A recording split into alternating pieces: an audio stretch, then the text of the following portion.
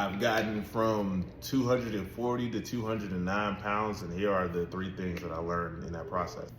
Number one is momentum is more important than intensity, bro. Like, you got to get those small wins in, man. Like, there was days where I wasn't completely perfect. There was days where I was on point, but it didn't matter. I was still going to continue to get that momentum and get those small wins instead of, like, let's say, for example, I was to eat a little bit over my calories and my weekly average was higher than I wanted to be. The next day, I wouldn't like severely cut my macros to the point that I'm just freaking hungry, I can't train, and I'm uncomfortable the whole day. What I'll do is I'll just kind of slash it just a little bit so that I can hit my numbers and still be able to maintain this deficit for a long enough period of time.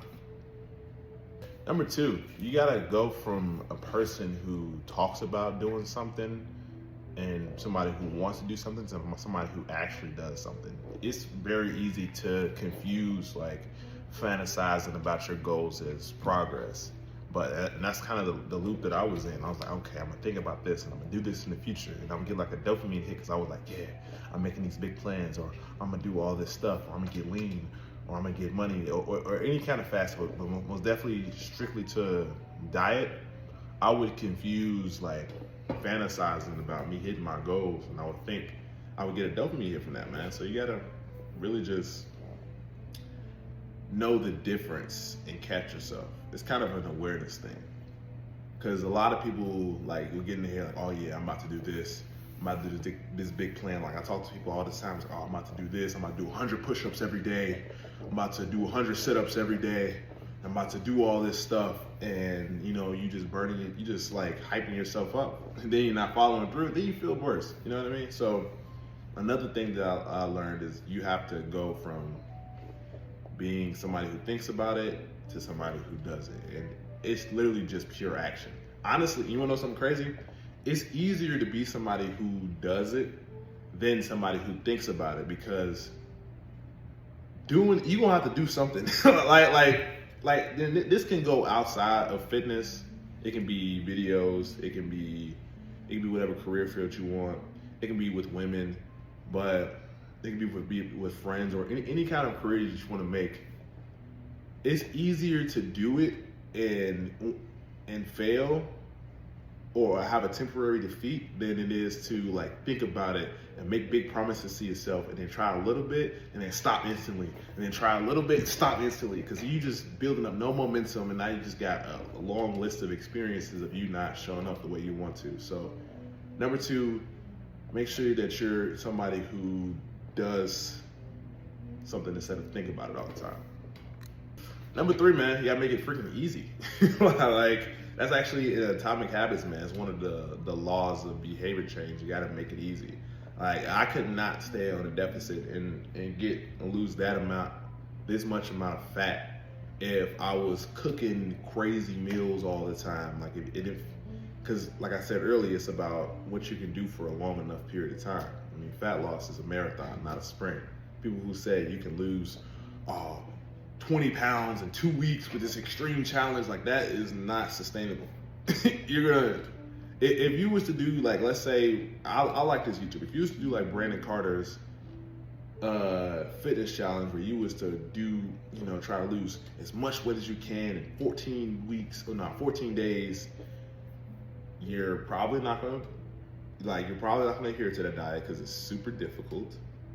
And then once you're done, you haven't built the habits enough to be able to actually eat in a certain way. So you're gonna go right back to the way you're eating, and you're gonna get that fat right back. So what you gotta do is make fat loss as easy as possible by making easy meals that hit your macros, that hit everything that you need to do, and also keeps you full. That's why you gotta eat high volume, low calorie foods. Examples of that's like Greek yogurt, fruit. Everybody says fruits and veggies. What's another high? Any lean protein that's lower in fat, because fat is you should know this, fat is the highest calorie macronutrient. 3 macronutrients: protein, carbs, fats. They're the highest. If you didn't know that, you know it now. You know what I mean? But you gotta make it easy, bro. Like, don't think of this as like The challenge, so, because a lot of people, or at least for me specifically, before when I wasn't making progress in my fat loss journey, I was like, let's make this big, let me prove something to myself. And I was like, okay, I'm about to run 5 miles and I'm about to go do this. I'm gonna stay perfect on this. And it's really, intensity is not that important. It's really being consistent over a long enough period of time, you know? So those are the 3 tips that I got to help me get from 240 to 209. It's kind of just a video I threw together because I wasn't posting. To be honest, that was me. I was thinking about what type of video should I make over and over and over again and not get any videos out. But, you know, thanks for watching my video, man. Peace. Bear with me, putting my damn thing in my tripod, right? All right, but I want to make this series from Fat Swole to Aesthetic more of a documentation than like, you know, little tips. But I gotta like learn how to do that shit because I'm kind of ass, man. You know, these videos are kind of butt. I got my loyal 3 viewers, you know, day 1 is my loyal 3.